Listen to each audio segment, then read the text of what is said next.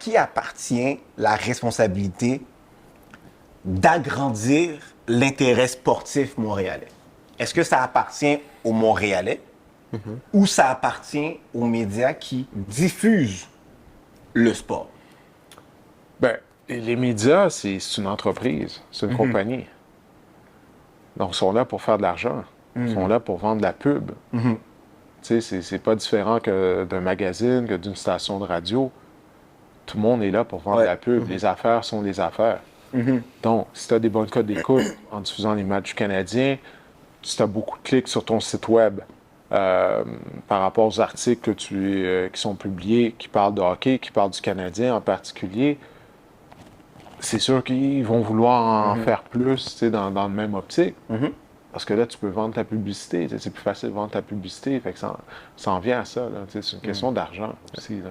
Je crois pas que les médias ont une responsabilité.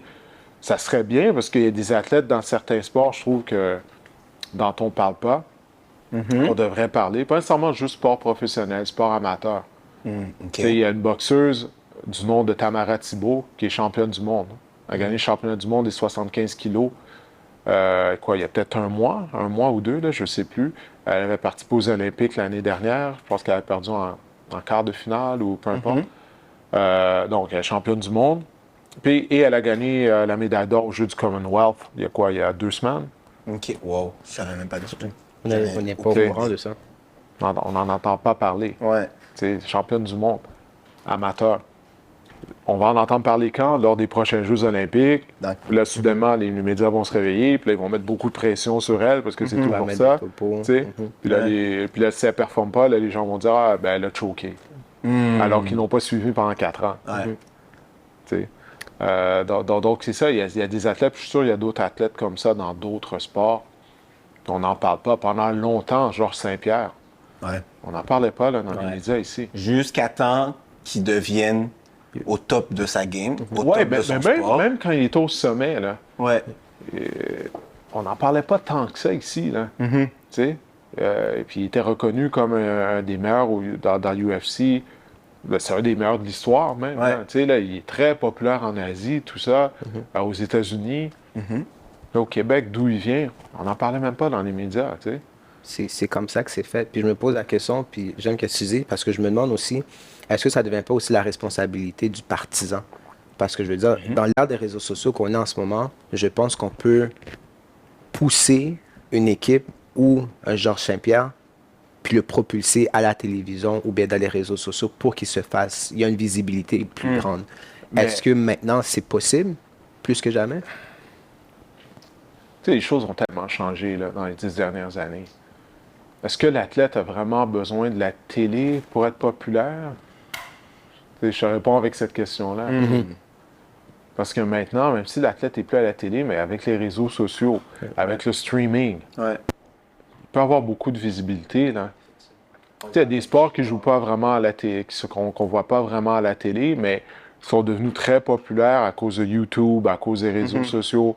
Les combats à point nu, là, le bare knuckle fighting, c'est populaire. Là, ils ont eu une carte en fin de semaine à Londres, en Angleterre.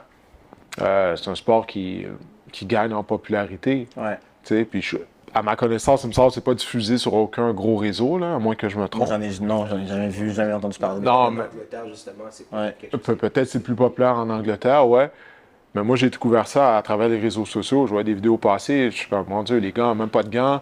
Ils n'ont même pas les petits gants de UFC. C'est ça.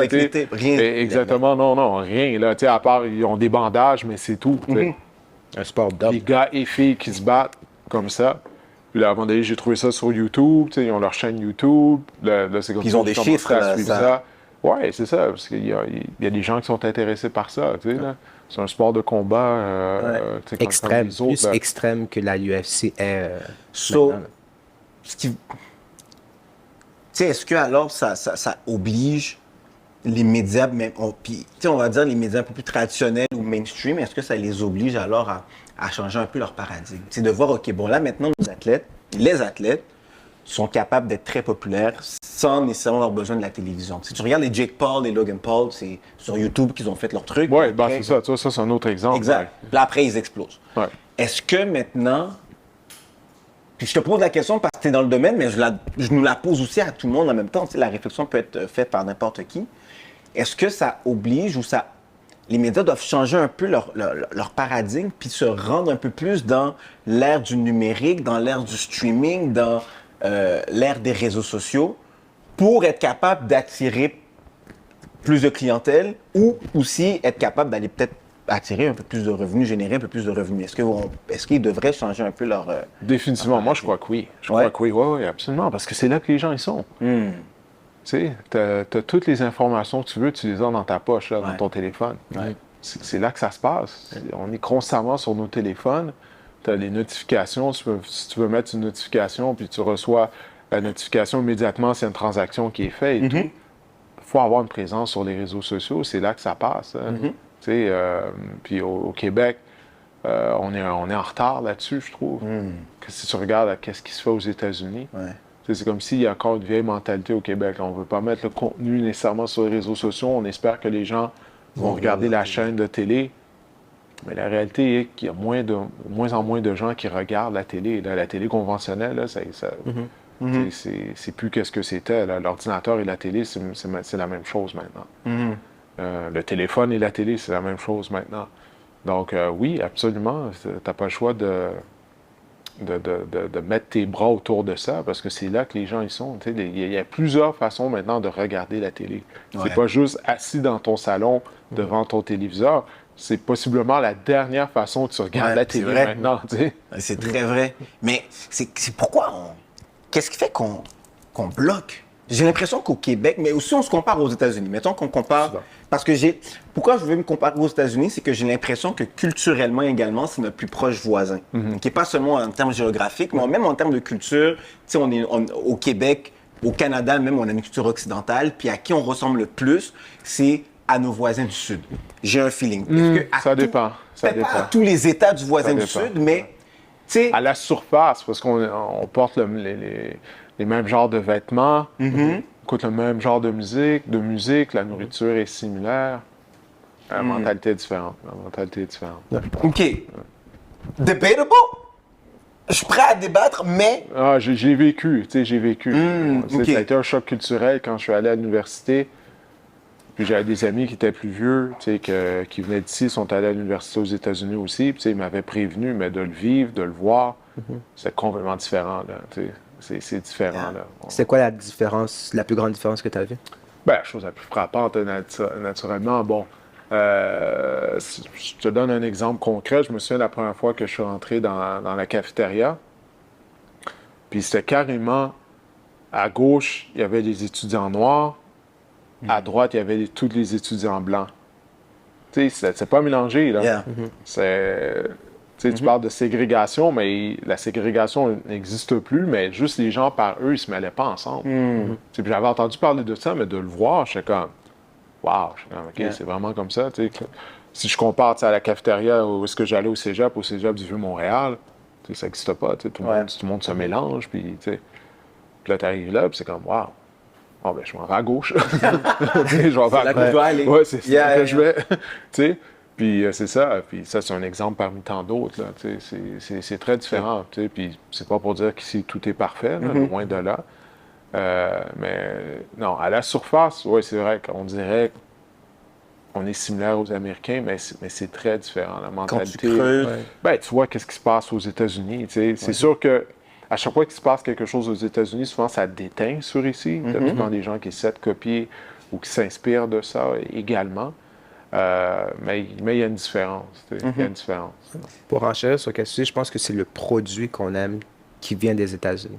Il y a des émissions de télé qu'on regarde, qu'on aime beaucoup, puis qu'on aurait aimé voir ici au Québec et voir est-ce que ça pourrait fonctionner.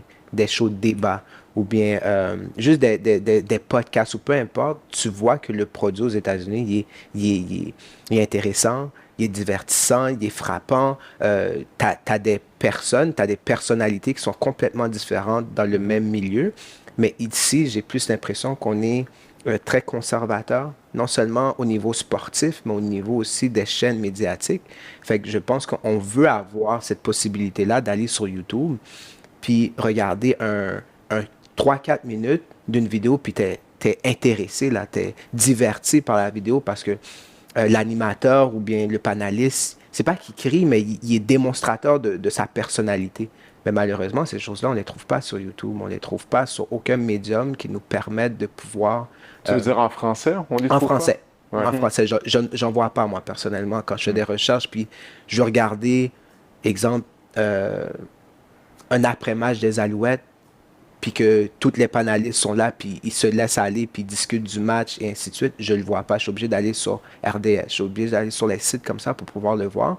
Mais encore une fois, en tant que jeune, on est porté à vouloir aller sur YouTube parce qu'il y a beaucoup de choses qui se passent au niveau sportif sur YouTube, Ouais. ou bien sur tous les médias sociaux plutôt. J'aimerais ça que ça soit comme ça. Je le dis, puis je pense que je partage l'idée de plusieurs personnes. Pourquoi on est autant conservateur dans nos médias? C'est la question que je me pose vraiment beaucoup. Oh non, écoute, ça, c'est une très bonne question. Écoute, la réponse qui me vient en tête, c'est probablement, encore une fois, l'argent, les revenus. Tu sais, parce que ça en vient à une question de comment tu peux monnayer de mettre ton contenu sur YouTube. Ouais. Tu sais, ça en vient à ça. Tu sais, Je comprends. donc, c'est toujours ça, je pense, le débat qu'il y a au niveau des compagnies de télé au Québec. Tu sais, c'est OK, oui, c'est bien beau, mais si tu mets ton contenu gratuitement là, tu ne fais pas d'argent avec ça. Là, tu sais. Du moins, pas autant que si les gens regardent sur ta chaîne, puis là, tu as des codes d'écoute, puis après ça, tu peux aller chercher des commanditaires, des sponsors, vendre de la publicité là-dessus. Tu sais. Fait que je pense que c'est ça là, qui est toujours difficile. Mais par contre, comme tu dis, aux États-Unis, ils mettent leur contenu sur YouTube. Il y a ça aussi qui est différent. Tu sais. Puis, je ne sais pas s'ils trouvent une façon de monnayer tout ça. Ben, moi, je suis convaincu que oui. Puis YouTube, tu sais, quand tu regardes les politiques, fais une recherche pour savoir comment monétiser ton podcast qui est sur YouTube ou sur Spotify. Puis, tu sais, ils vont te le montrer parce que si tu arrives à monétiser qu'est-ce qui est sur YouTube, c'est que c'est bon pour YouTube. Tu sais, Google, leur but, c'est aussi c'est de faire des sous. N'importe quelle compagnie privée, c'est de faire des sous. Fait que si Google ou Spotify te payent pour faire un contenu, c'est parce qu'ils en retirent beaucoup de bénéfices également. Oui, je pense que l'information se retrouve. Moi, j'ai peut-être l'impression que c'est une question de volonté, que les chaînes actuellement, puis je parle sans connaissance, j'ai aucun chiffre à l'appui, fait que c'est vraiment des hypothèses puis des opinions, là. Mais peut-être que les chaînes actuellement ont une santé financière qui va peut-être bien et qui n'ont pas besoin de ce revenu-là numérique, parce que j'ai l'impression que s'ils nous avaient besoin ou s'ils le voulaient, ils auraient eu la volonté de faire cette recherche pour trouver comment monétiser des vidéos sur YouTube ou des vidéos sur les médias sociaux. Tu vois ce que je veux dire? C'est que je pense que l'information est tellement là, puis pas que c'est pas compliqué, mais quand tu veux, you figure it out. Tu comprends ce que je veux dire? Tu sais, si je veux avoir telle personne dans mon émission, mais je vais dire à mon recherchiste, figure a way pour que j'ai tel athlète ou telle personnalité ou telle personne. Tu sais, fait, si je veux faire cette transition, mais je suis sûr que les compagnies sont capables de se dire, OK, toi, trouve-moi une façon de monétiser des contenus sur les médias sociaux. Mais je pense que la volonté n'est pas là. Fait que c'est pour ça peut-être que ça ne se fait pas. Mais est-ce que c'est parce que les gens continuent de regarder la télé plus qu'ailleurs? Tu comprends ce que je veux dire? Oui. Peut-être il y a ça, peut-être le moment n'est pas encore venu de faire ce virage-là. Je ne sais pas, je n'ai pas accès aux chiffres. On sait l'opinion, là, c'est ça. Oui, c'est ça. J'en ai aucune idée. Ben, j'ose croire que ces gens-là, ils savent qu'est-ce qu'ils font. Puis, parce que c'est pas juste une compagnie, c'est en général au Québec que c'est comme ça. Donc, les choses commencent à changer, mais j'imagine qu'il doit y avoir une raison. Mais regarde, c'est difficile pour moi de me prononcer là-dessus parce que j'ai pas accès aux chiffres. Je ne sais pas. Là. Mais j'ai envie d'aller sur ça parce qu'on est dans le sujet des médias, puis c'est en lien avec ton travail. Fait que j'ai envie d'aller un peu plus personnel sur ton travail, tu sais, puis mais te poser cette question suivante. Tu couvres le football, puis le football, c'est un sport très américain, très anglophone. Puis j'ai la forte impression qu'ici, puis à Montréal, je dirais pas le Québec nécessairement, mais à Montréal, tous les sports qui sont différents que le hockey, comme tu le disais un peu tantôt, sont consommés en anglais, OK? Dans des chaînes anglophones, etc. Puis j'aimerais te poser la question suivante. À ton avis, est-ce que ce que je dis, c'est une réalité ou tu penses que c'est plus circonstanciel? Puis comment tu serais capable ensuite de promouvoir ou de juste encourager les gens à justement être capables d'écouter, on va dire, la NFL, mais justement en français, d'être capable de te suivre, de suivre tes reportages, puis d'avoir cette envie de l'écouter en français, puis pas de l'écouter en anglais avec, tu sais, cette habitude-là qu'on a pris ces dernières années? Ah, mais ça dépend, tu sais. Tu sais, souvent, je croise des gens, que ce soit un match des Alouettes, après la rencontre sur le terrain, ou bien des gens qui nous écrivent tu sais, sur les réseaux sociaux pour nous dire que, on trouve que votre équipe de football, RDS, vous faites du bon travail. Puis à cause de ça, on vous écoute en français plutôt que d'écouter les matchs en anglais comme on faisait avant. Tu sais. Puis ça, je trouve que c'est toujours chaleureux d'entendre ça.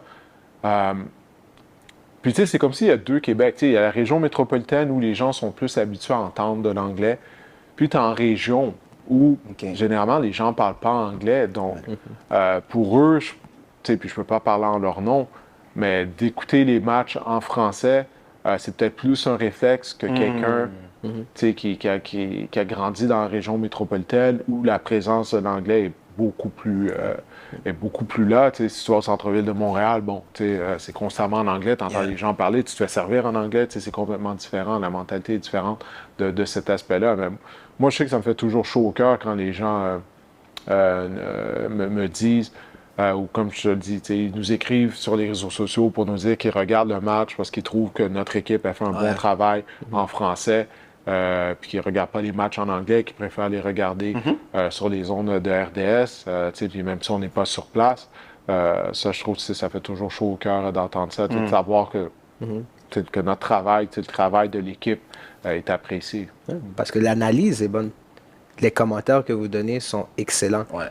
Mais je pense que puis je vais parler pour la jeunesse, parce que je pense que c'est beaucoup plus les, je vais dire, 40 ans en descendant jusqu'à 20 ans, je pourrais dire, qui aiment écouter ça en anglais parce que non seulement il y a des panélistes qui sont intéressants, encore une fois, un côté personnalité que peut-être ils essaient de rechercher plus, mais aussi qu'est-ce qu'ils aiment, c'est toute l'attraction qui est derrière. J'ai l'impression que quand vous vous présentez pas là-bas, puis vous restez, disons, au Québec pour présenter les matchs, je vais donner de l'optique du Super Bowl, il y a le côté tout spécial, les angles de caméra, peut-être qu'ils recherchent plus, les commentaires qui sont dits en anglais qui ne sont pas nécessairement dits en français, mais de la même façon, puis ils ont déjà cette habitude-là qu'ils avaient, ils ont eu le temps de s'habituer à ça parce que chez eux, c'était déjà en anglais et des choses comme ça.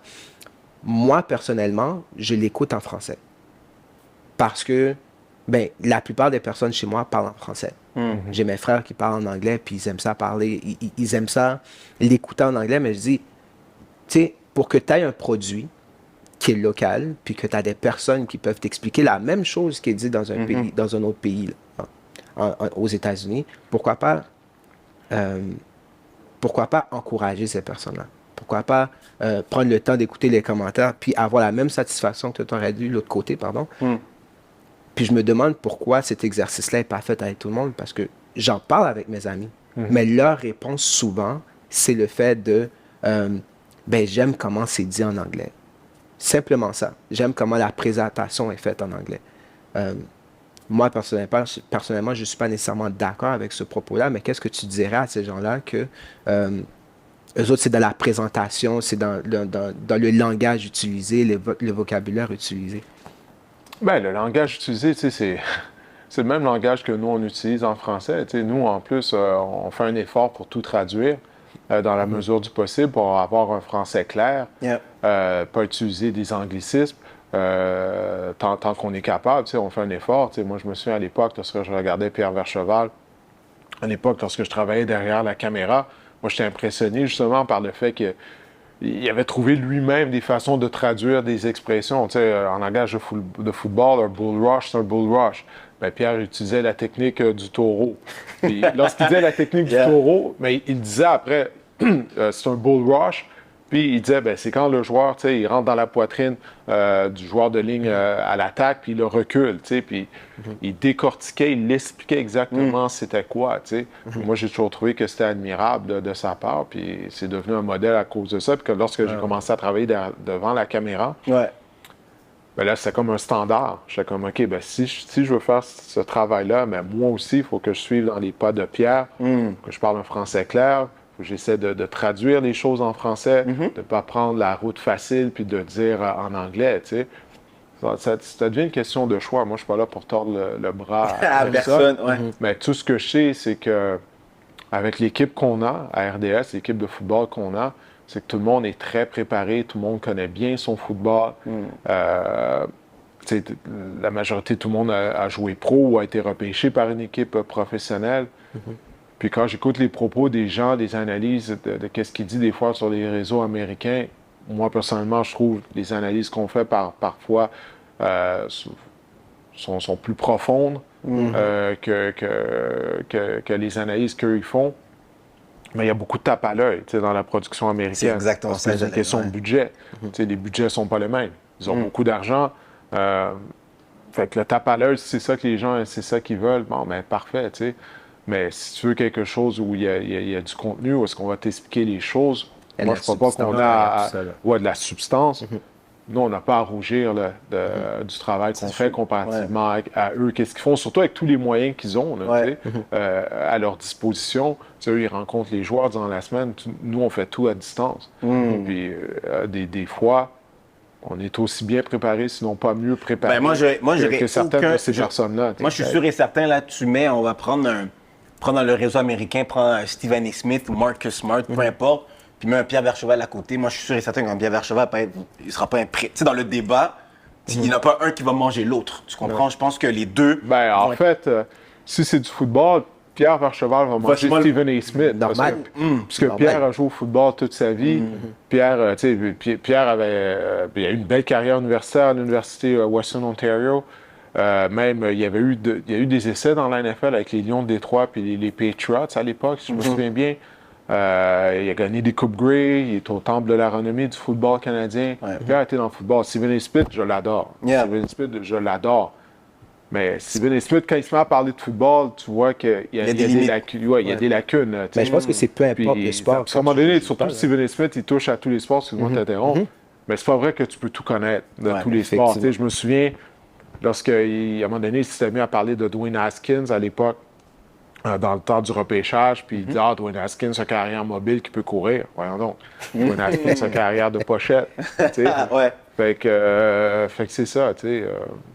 Il n'y a personne qui a à rougir de qu'est-ce qu'on fait comparativement aux Américains, moi. Moi, je crois ça sincèrement. Je dis pas ça parce que je fais partie de cette équipe-là, mais moi, je crois vraiment que notre équipe, elle est très bonne. Puis, elle n'a rien à envier, que ce soit aux gens du réseau Fox, à ESPN ou peu importe. La seule chose, c'est qu'ils ont plus d'argent, ils ont plus de budget, plus de ressources.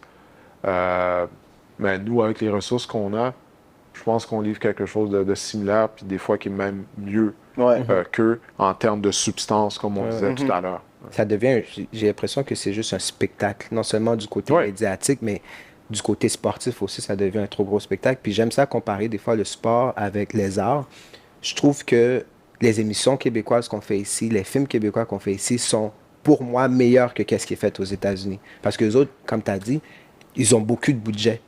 Le fait d'avoir beaucoup de budget, mais il y a beaucoup de feux d'artifice, d'explosions, puis ainsi de suite. Tandis que nous, on reste dans le concret, on reste dans la substance, puis on reste dans l'histoire. On explique quelque chose. Ça, j'ai pas d'opinion là-dessus, parce que je suis pas quelqu'un qui consomme la télé québécoise ou les films québécois. Depuis longtemps, moi, j'ai coupé les ponts avec ça. Parce que quand je suis allé à l'université, tout simplement parce que je regardais la télé, je regardais des films, je voyais des gens qui me ressemblent, je voyais plus de diversité. Puis quand je suis revenu au Québec, je vois, il n'y avait rien de ça. C'est intéressant ce que tu dis. Fait que moi, j'ai préféré garder mes distances avec ça. J'ai jamais raccroché. Là, moi, de cet aspect-là, c'est fin années 90, début années 2000. Puis j'ai pas raccroché parce que c'est très homogène. Ce lien encore jusqu'à ce jour. Puis moi, je trouve ça complètement, mais totalement déplorable aussi. Là, Mais Nicolas, c'est un gros fan de tout ce qui est émission québécoise et films québécois. Non, c'est correct. Mais je suppose que je l'étais. Mais j'ai envie de poser la question, qu'est-ce qui fait que toi, tu es attaché? Parce que on n'est pas plus représenté. Moi, je suis d'accord avec toi 100%. Quand tu regardes maintenant la télé québécoise, Ouais. les émissions québécoises, on n'est pas plus représenté. Moi, c'est pas le côté représentatif parce que je partage la même opinion que toi pour le côté représentatif. On n'en a pas assez, puis je pense que maintenant, on en a juste un petit peu plus, puis j'espère en avoir beaucoup, beaucoup plus dans l'avenir rapproché. Qu'est-ce que moi, j'aime particulièrement, c'est que c'est quelque chose que je vis dans la vie de tous les jours. Qu'est-ce qui se passe aux États-Unis, puis les super fusillades qu'il y a tout le temps, puis dans les émissions américaines que j'écoute, tu sais, c'est souvent porté sur ça.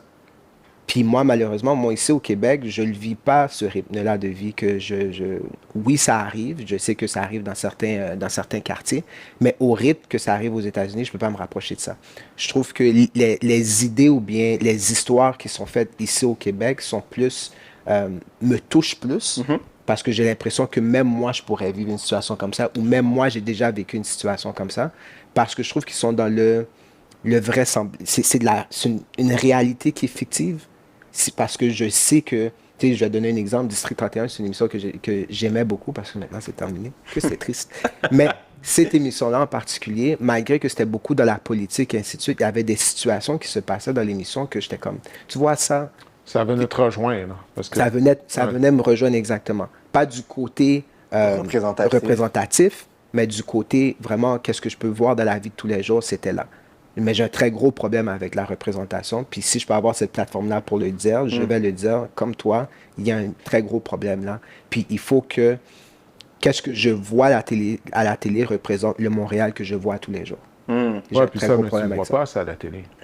Tu ne vois pas. Tu trouves pas ça frustrant? C'est Parce frustrant. que du moment que tu sors dans les rues de Montréal, Ouais, c'est très tu frustrant. vois des gens de partout à travers le monde. Mais il y a Tu sais, là, des émissions en c'est- particulier que j'écoute, une émission en particulier, puis je voudrais la mentionner, je voudrais qu'on m'efface. Elle a fait l'effort de présenter des personnes noires, des personnes de minorité dans leur émission pour présenter un aspect de Montréal, justement, qui existe vraiment.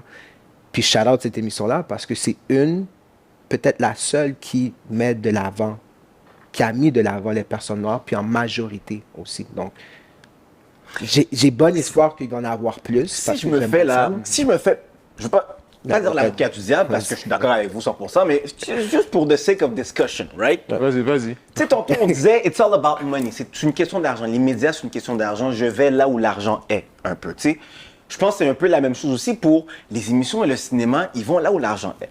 Est-ce que, puis c'est un peu où ça retourne à qu'est-ce qui vient avant, l'œuf ou la poule, whatever. Est-ce que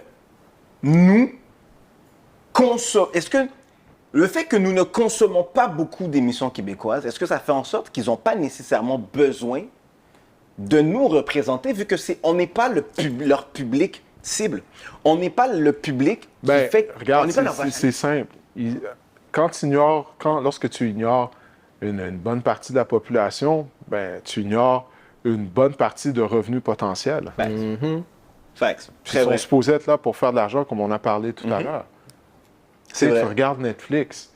Netflix, il y a, écoute, la diversité en termes de contenu, tu as des émissions ou des films de partout à travers le monde, de l'Asie, de l'Afrique, de l'Amérique du Sud, tu sais, de partout. Et même dans les émissions américaines ou les films américains qui sont produits par Netflix, il va y avoir des personnages, tu sais, un personnage qui est d'origine africaine, asiatique, pour qu'il soit en mesure de faire la promotion de cette série télé-là ou de ce film-là en Afrique, en Asie, d'avoir un personnage tu sais, qui vient de cette région-là.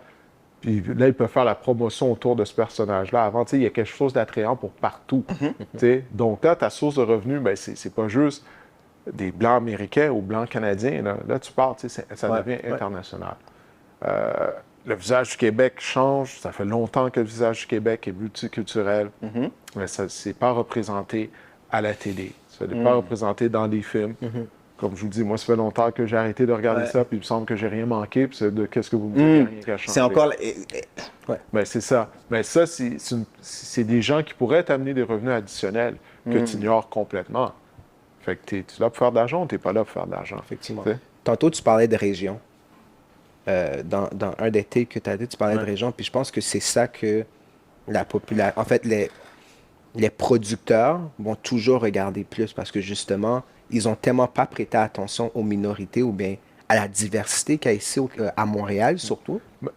Je pense que c'est là le plus gros du problème parce qu'il n'y a pas juste en région qui regarde les émissions, qui regarde les films. Ben, Il y a en aussi même à temps, des Montréal. fois, tu sais, je veux juste être clair, c'est pas fait méchamment parce que des c'est- fois, ouais. tu sais, tu parles du producteur, du réalisateur.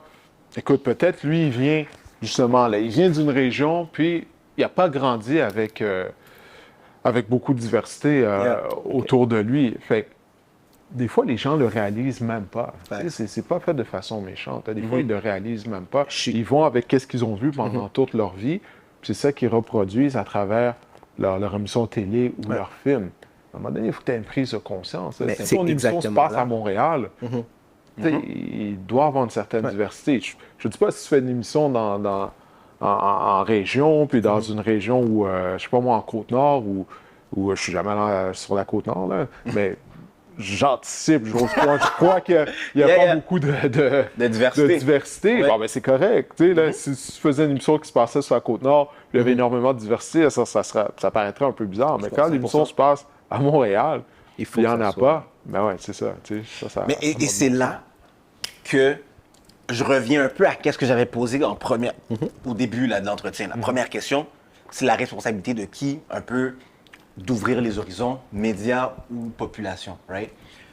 Moi, je pense que n'importe quelle personne ou institution qui a une influence sur des gens a une responsabilité sociale, OK?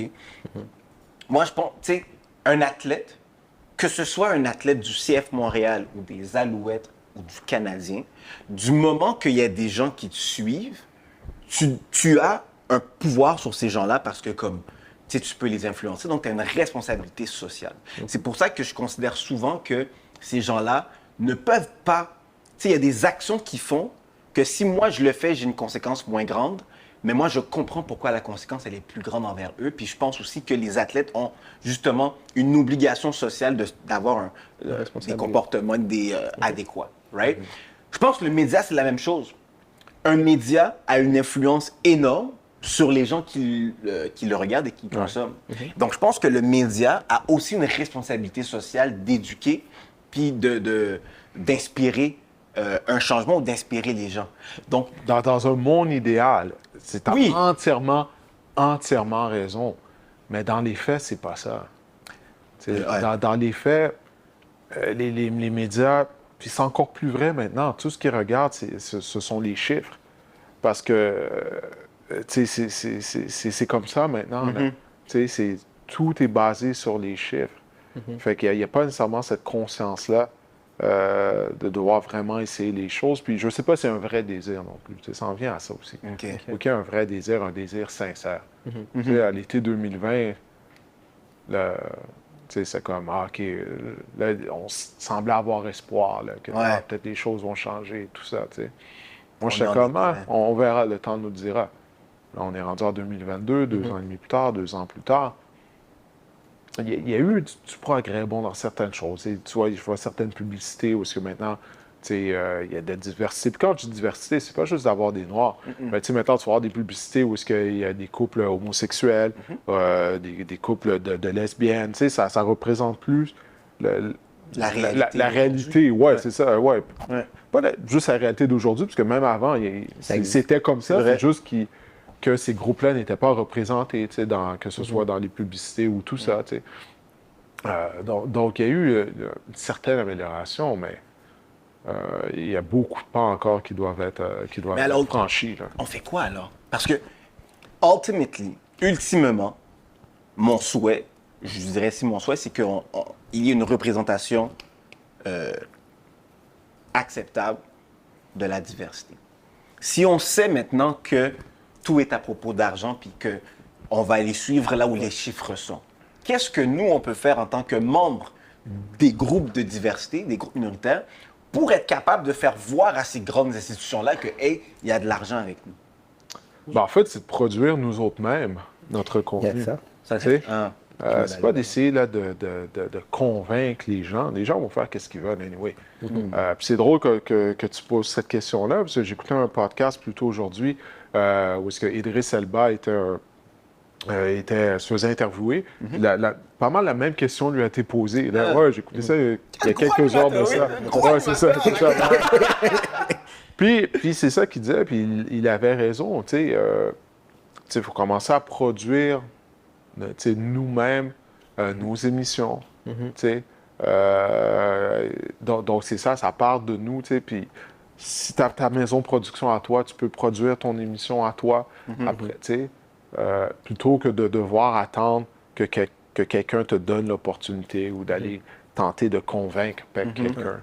Tu sais, ça part de là, je crois. Tu sais. Puis il y a aussi, en tant que consommateur, moi j'étudie en communication et dans ma salle de communication, il y avait 3 Noirs.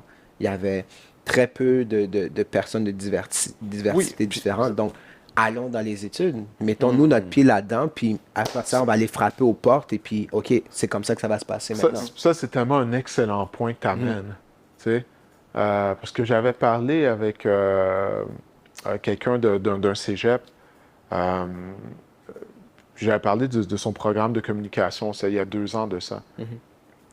Puis il me disait, j'ai oublié combien de gradués qu'ils avaient eu cette année-là. C'est une quarantaine. Là? Ça fait 2 ans que j'avais eu cet entretien-là avec lui. Disons qu'ils avaient eu 45 gradués cette année-là en communication. Puis là, il me disait du nombre, il y en avait juste un qui était noir. Qui était noir puis qui était pas blanc. Là, une autre couleur. T'sais. Wow. Fait que là, c'est ça. Encore une fois, c'est facile de blâmer les gens qui sont en charge des réseaux de télé et tout. Des stations de radio, mais est-ce qu'ils reçoivent des CV? Est-ce qu'il y a des gens, des autres communautés culturelles Qui les mettent au défi. Qui essaient de décrocher ces emplois-là? Est-ce qu'il y en a à l'école, comme tu viens de le dire? S'il n'y en a pas à l'école, ben là, tu en trouves où? Ça, c'est une très bonne question parce également. Des Kevin, Raphaël, qui n'ont pas nécessairement étudié en communication, il y en existe un parmi comme... Ben, tu sais, c'est pas tout le temps que ça arrive. Puis lui, il est self-made. C'est pas comme, il n'a pas été étudié, puis ensuite, ça a commencé dans les réseaux sociaux, puis ensuite, il a monté la chaîne. Ouais, mais ça, c'est une des choses que tu fais mentionner, les réseaux sociaux. Moi, quand j'ai commencé dans le domaine, ça n'existait pas. Puis... ça, c'est tellement un outil maintenant qui fait en sorte que tu n'es pas obligé d'attendre que quelqu'un te donne une opportunité. Ouais, effectivement. Tu n'es pas obligé d'attendre que quelqu'un te donne un micro. Tu sais, à l'époque, ça marchait comment? Bon, tu faisais des études, puis après ça, après tes études, tu allais en région faire de la radio, de la télé en région pour te faire la main. Puis là, tu espérais, après quelques années, d'avoir une opportunité de te faire embaucher par une station de radio dans la région de Montréal ou une station de télé. Tout ça, tu sais.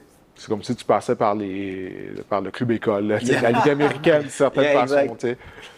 Mais maintenant, tu n'es pas obligé que quelqu'un t'offre une opportunité. Tu peux créer ton opportunité toi-même avec les réseaux sociaux. Il y a des gens là, qui ont des milliers et des milliers de gens qui les suivent sur les réseaux sociaux.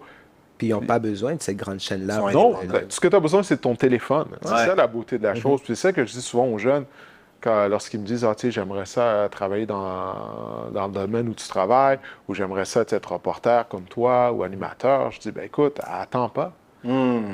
Commence à te faire la main tout de suite. Pars ta chaîne YouTube, fais des vidéos sur Instagram, fais-toi une analyse de football, si tu veux, sur ton compte Instagram, parce que c'est de l'expérience, veux pas, tu te fais la main de cette façon-là. C'est une question de répétition. Si tu veux t'améliorer, peu importe, qu'est-ce que tu fais? C'est une question de répétition.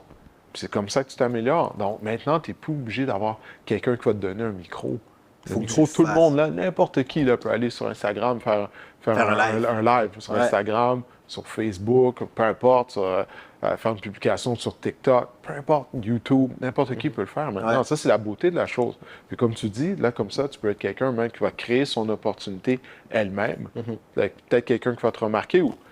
on parlait de Jake Paul tout à l'heure. Peu importe qu'est-ce qu'on en pense, là, des frères Paul. Il est là. Il est là, puis il est millionnaire, ils sont millionnaires. Exact. Ils se sont créés eux-mêmes. Ça, c'est admirable, là, ça. Là. Je veux pas. Mais je pense aussi que la solution, puis je pense que c'est important de le dire, puis Didier, t'es quelqu'un de super humble, puis je pense que ça se voit dès qu'on te voit, mais je pense que des fois, c'est important que tu prennes des fleurs qui t'appartiennent. Je pense que la solution, c'est de faire nos choses, mais les gens qui sont à l'intérieur de l'institution aussi peuvent essayer de brasser des cartes. Puis pourquoi je pense que c'est important de le dire, j'ai eu la chance de faire des chroniques à RDS pour l'émission Les 3 étoiles, puis cette chance-là, elle m'est venue par toi, tu sais. Il y avait quelqu'un à l'intérieur qui s'est dit, « Hey, je peux faire de quoi? Il y a une opportunité, puis je connais quelqu'un qui me ressemble. Puis pas seulement parce qu'il me ressemble, mais écoute, ils nous ont montré qu'il est capable de produire du bon contenu. Puis, ben, il y a une opportunité, il me ressemble, je vais y aller. Puis je pense aussi, je connais, tu sais, je connais pas tous les Noirs qui travaillent dans le monde du média au monde, là, tu sais, puis ni à Montréal ni au Québec, mais je crois que quand tu es une minorité qui est dans une institution qui n'a pas beaucoup de diversité, c'est un peu comme une responsabilité sociale, qu'on le veuille ou non, je pense qu'on l'a, de faire de la place pour que quelqu'un d'autre comme moi puisse avoir aussi cette chance-là, tu sais. Puis je pense que tu es quelqu'un qui le fait.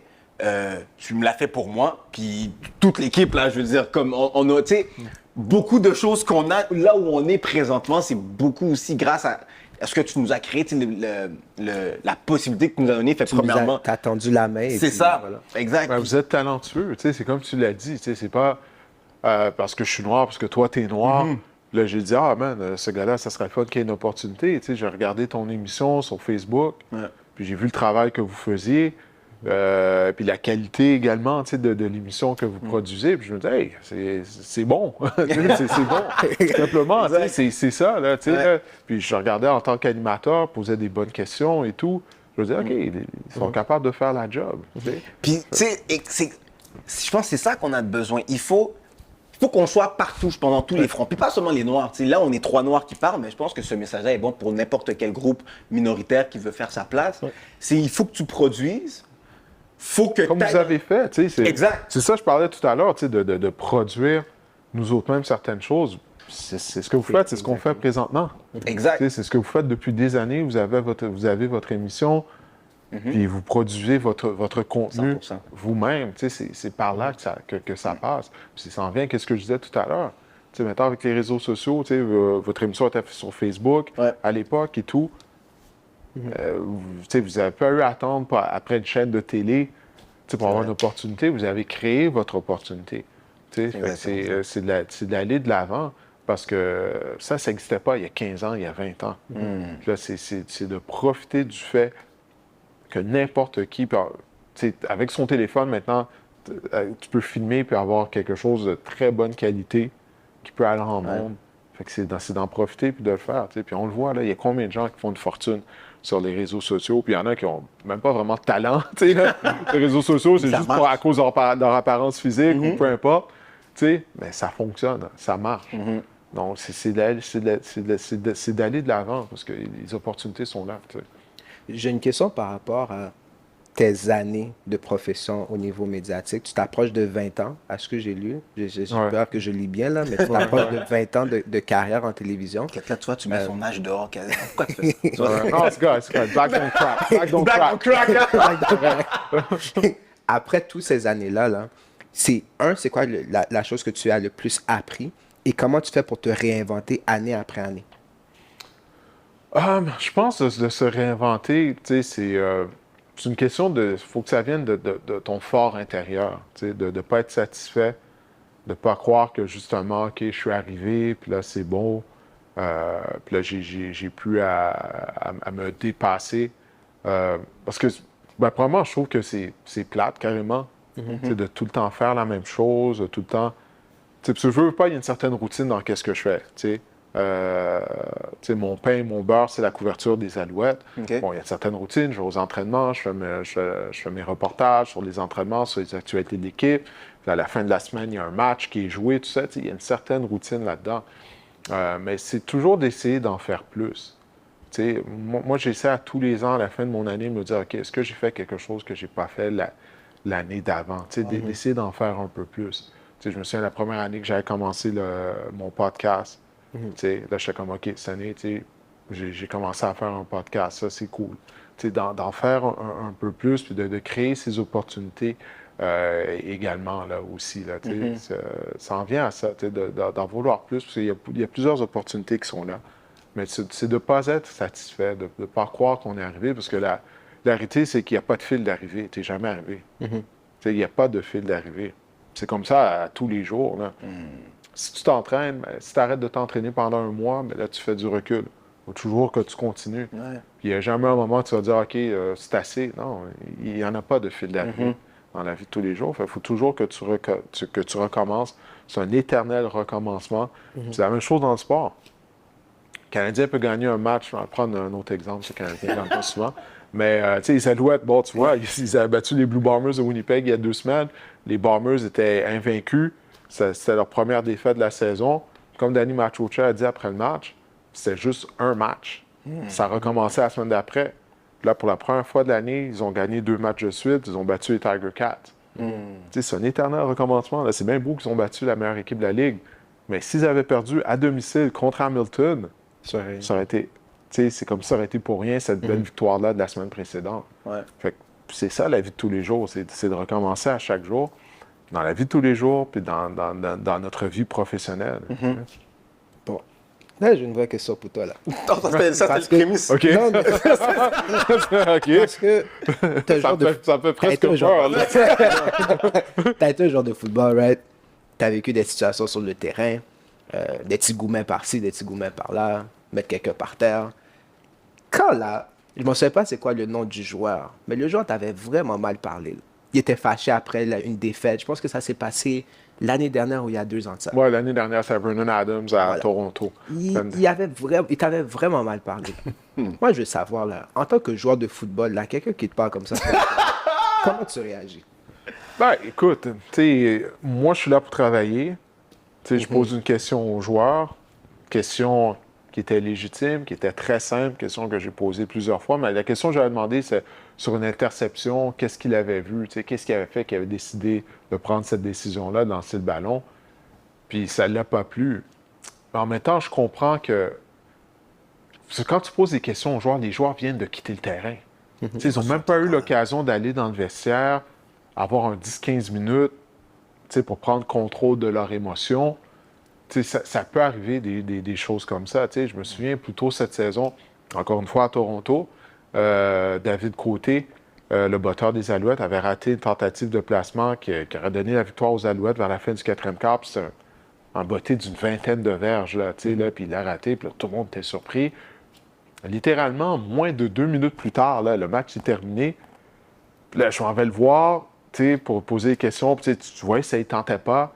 Mais il est venu quand même, puis il m'a répondu en me regardant droit dans les yeux, tu sais, puis il m'a donné une vraie réponse, puis il s'est pas défilé, tu sais, puis ça, j'ai trouvé ça admirable de sa part, puis je lui ai dit, à l'entraînement suivant, là, quelques jours plus tard, tu sais, je lui ai dit, regarde David, j'apprécie, tu sais, que tu sois venu, je sais que ça te tentait pas, je sais que c'était pas facile, tu sais, ça venait d'arriver, là, mais il est venu, puis il a fait face à la musique quand même, puis après ça, je pense que c'est une séquence d'au moins d'une dizaine de placements consécutifs réussis. Puis là, il a réussi le placement victorieux sur une distance de 48 verges le week-end dernier pour faire gagner les Alouettes. Fait, ça a l'air niaiseux, mais juste le fait qu'il est venu, qu'il a répondu aux questions en me regardant droit dans les yeux, je me suis dit, il va être correct, il va se replacer.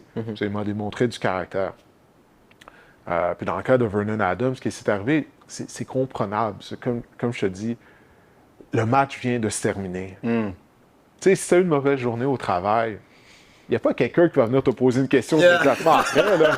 Tu sais là, que tu as eu une mauvaise journée, ça a mal été, tu y penses dans ta voiture, dans l'autobus, dans le métro, peu importe, quand tu retournes chez toi, mais il n'y a personne qui va venir te poser des questions là, sur ton travail, tu sais. Fait ça, je peux comprendre qu'un joueur va être irrité, mais c'est le devoir du joueur, par contre, de demeurer professionnel. Surtout lorsque tu es carrière partant, tu dois être en contrôle de tes émotions. Mais, regarde, ça, c'est dans le passé. La semaine d'après, je pense que ça doit être Joe Hamilton. Puis j'ai croisé Vernon, m'a donné la main. Puis j'ai toujours eu une bonne relation avec lui.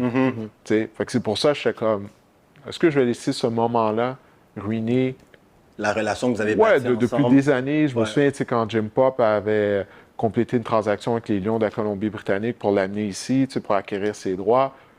Il m'a toujours bien traité. C'est la seule fois, puis c'était dans une situation qui était très stressante. Parlé, on s'est donné la main, puis on dit, regarde, let's move on, c'est derrière nous. Fait que ça fait partie du travail, parce que je comprends la pression qui est sur les joueurs, sur les entraîneurs. Mais ils doivent se comporter de façon professionnelle en tout temps, mais tout le monde est humain en même temps. Tout le monde a des émotions. Puis il était venu dans les médias en plus par la suite. Il était venu dans les médias par la suite pour expliquer son point puis s'excuser aussi. Oui, non, c'est ça, exactement. Puis c'est pas tout le monde qui l'aurait fait, ça. Fait, écoute, une fois que quelqu'un te présente des excuses, puis tu vois que c'est sincère, on passe à autre chose. Oui, exact. On passe à autre chose. Exact. J'ai essayé. Hein. Non, mais que je dis, l'éternelle humilité et l'éternel calme. Ouais. Professionnalisme. Non, mais tu dois être calme. Tu sais, on est en direct à la télé. C'est ça. On est en direct à la télé. Tu sais, Mais tu sais, puis ça aurait pu être laid d'un sens que Vernon s'énerve. Là, tu sais, si toi aussi, il faut que tu gères tes émotions parce que tu sais, Ben, je pense que c'est un partage d'énergie. Le fait qu'il a déjà joué la game, il comprend l'émotion Ouais, qu'il a exact. fait. Ouais, parce que même avant même d'interviewer Vernon, parce que j'avais interviewé d'autres joueurs avant, puis je me souviens, je ne sais pas c'est qui le joueur, mais pendant que je posais des questions, pendant qu'il répondait à mes questions, j'avais vu Vernon du coin de l'œil. Puis je le voyais, puis il était agité, puis je voyais qu'il essayait de se calmer, tu sais, il était frustré par la défaite, tout ça. Puis, fait que c'est ça, fait que ça m'a comme pas surpris parce que je l'avais vu, tu sais, je voyais qu'il n'était pas tout à fait en contrôle de ses émotions, tu sais, juste quelques secondes auparavant, tu sais.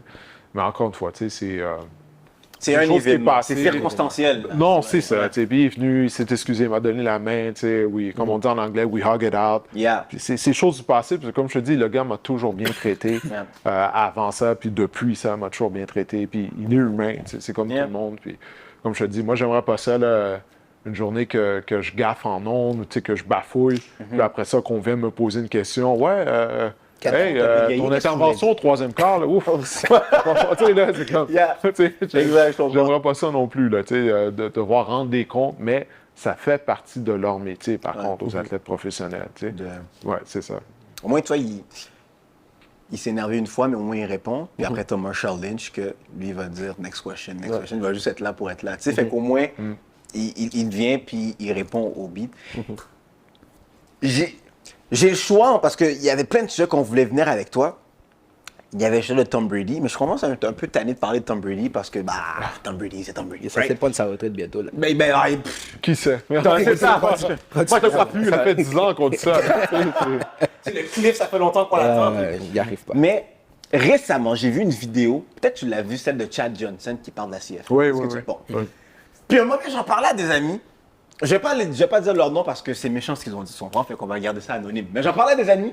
Je leur ai demandé, est-ce que vous êtes d'accord avec ce qu'ils disent? Du sens que Chad Johnson, pour faire une histoire courte, comparait la CFL avec la NFL, puis il disait qu'il y a certains gars qui seraient capables et qui seraient bons s'ils jouaient dans la NFL, puis que quand il a joué dans la CFL, pas avec les Alouettes en plus, il a joué, he was good. Il a réalisé que, oh man, these guys are good, les gars qui jouent dans la CFL sont bons. Moi, j'ai envie de te poser cette question-là, parce que tu couvres les Alouettes, fait que tu vois tout le temps ces joueurs-là de la CFL, puis aussi, tu couvres les games de la NFL. Prends les top receivers ou les top quarterbacks de la ligue. De quelle ligue? De la CFL, OK? Mais top de chaque position. Fait que le top O-line, le top D-line, le top safety, le top receiver, etc.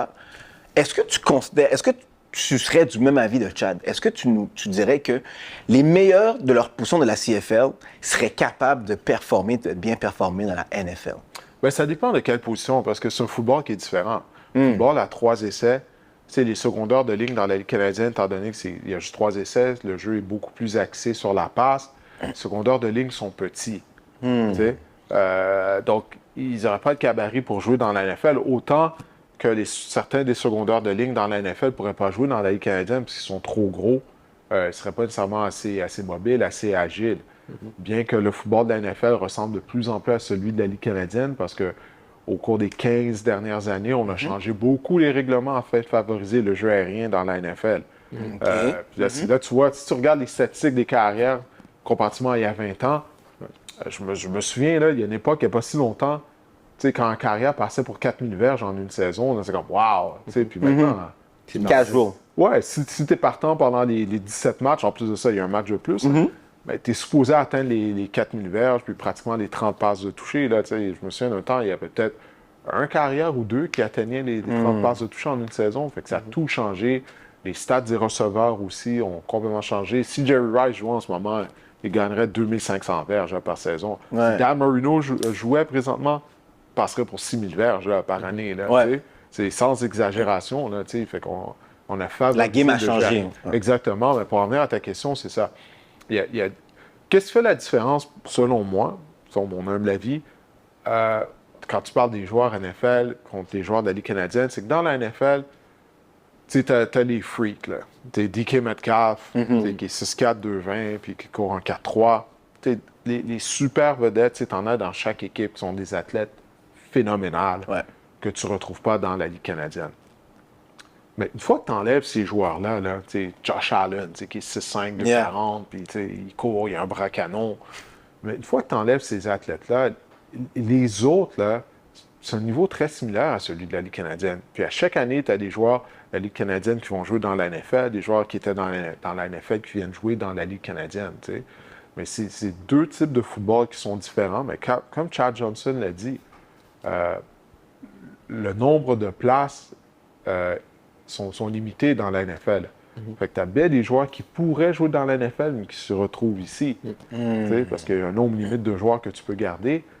Puis, il y a des joueurs qui sont ici, dans la Ligue canadienne, parce que, bon, peut-être qu'ils ont eu des problèmes avec la justice dans leur passé, des trucs comme ça qui font en sorte qu'ils se retrouvent ici, mais ils ont le talent pour jouer là-bas.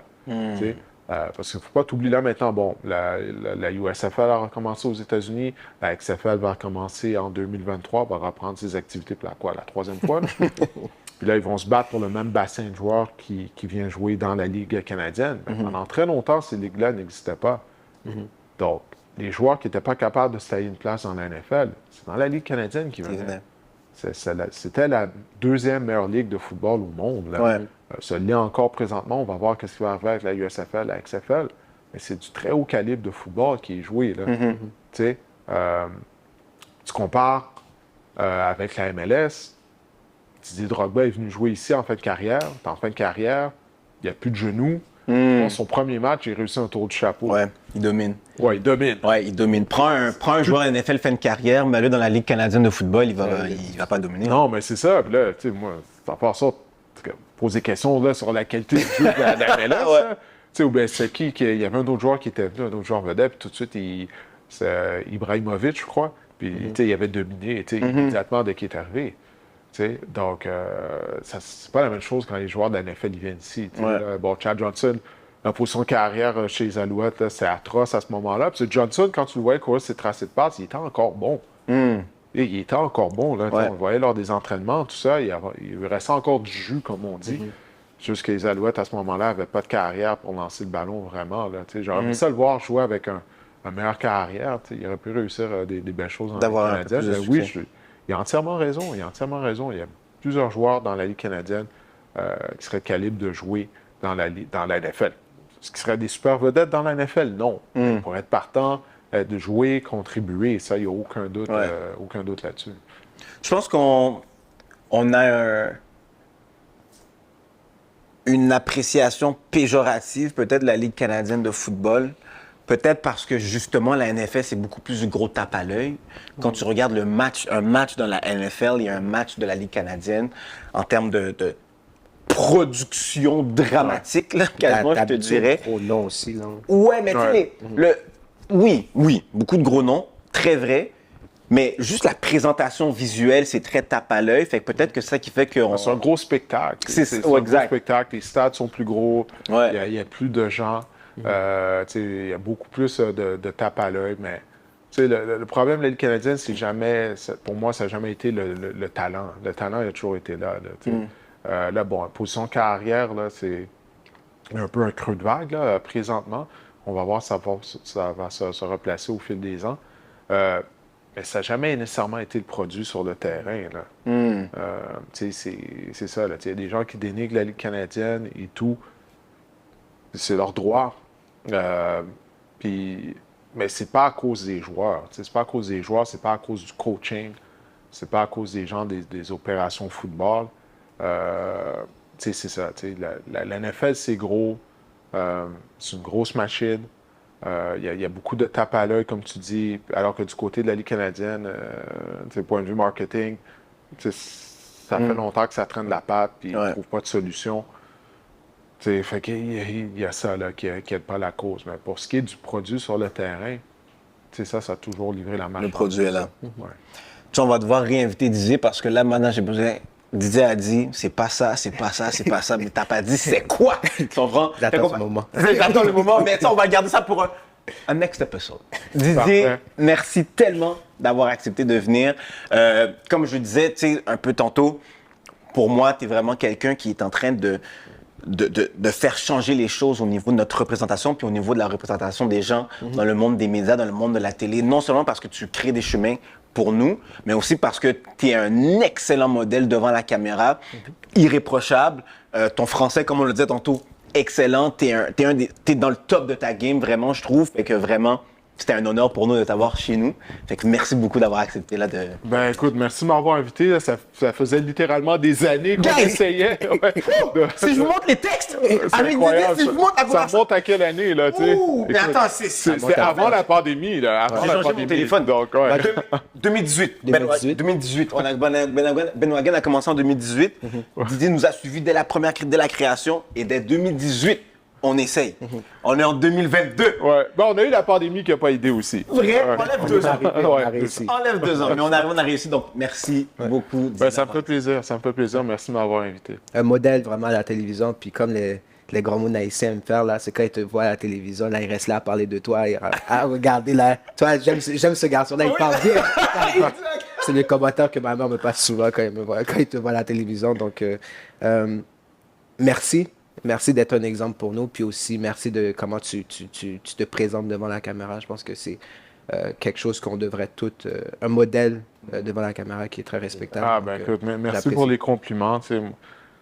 Moi, j'essaie juste de représenter moi-même d'abord et avant tout, mais tu sais, j'ai toujours été conscient, tu sais, comme on a discuté tout à l'heure en long et en large, qu'il n'y avait pas beaucoup de représentation en ondes. Fait, au Québec, il n'y avait pas beaucoup de diversité. Fait, tu sais, j'ai toujours été conscient que je représentais pas juste moi. Tu sais. Ouais. Puis, qu'est-ce qui est cool, c'est que des fois, tu sais, je suis dans la rue, tu sais, au gym ou peu importe, tu sais, où est-ce que je suis, puis tu sais, de croiser soit des Haïtiens ou tu sais, des Arabes ou bien des gens, tu sais,